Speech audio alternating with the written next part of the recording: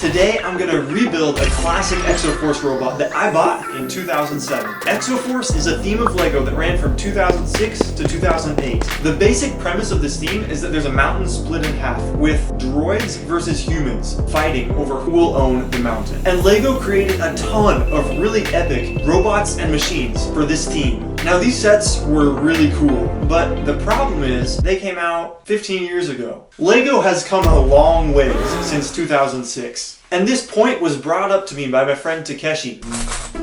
Oh hey, what's up Takeshi? So I have a serious problem. Ever since 2006, I've been using the same mech and it is old, rickety, and it needs a revamp. It's pretty cool, classic. Stickers are wearing out, the light brick in the back doesn't work, and it needs a serious revamp. Okay, I see what you mean, and I'll see what I can do.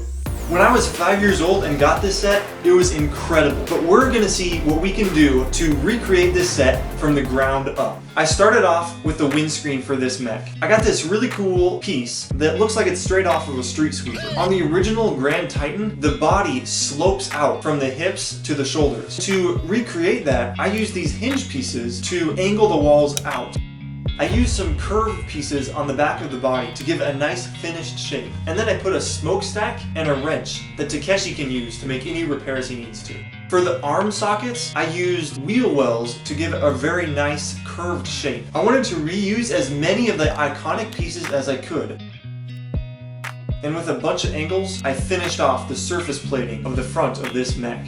One of my favorite things about the Exoforce mechs is their ankle joint system, and I decided to just go with it because it works so well. I completely reworked the feet, giving them a more sleek and studless appearance.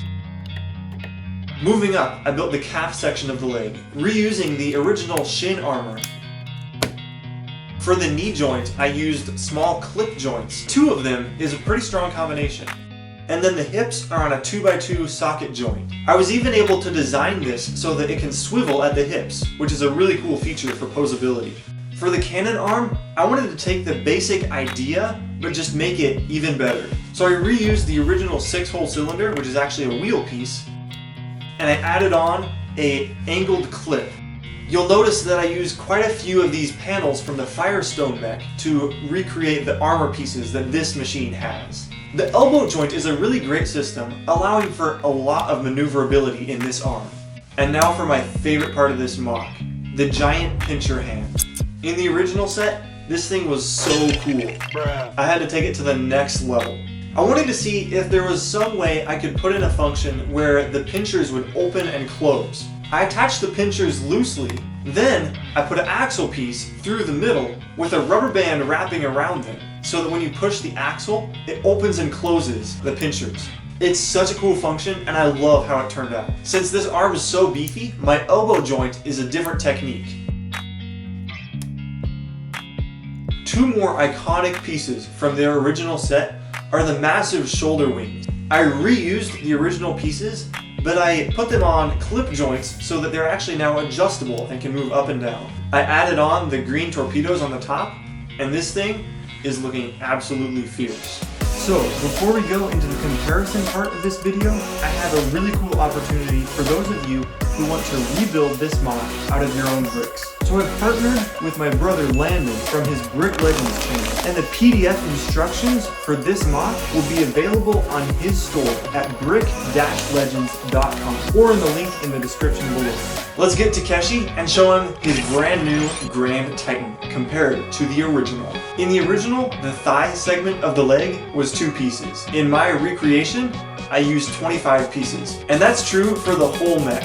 This thing is so much heavier than the original. The shoulders are way bulkier, and I was able to cover up where the joints connected to make it look a lot more uniform. In my recreation, Takeshi is basically fully enclosed now. As far as studs go, I was able to eliminate a lot of them. I'm super glad I was able to include the really cool play feature with the pinchers that can open and close. And I love how the original stickers add to the look of the new one.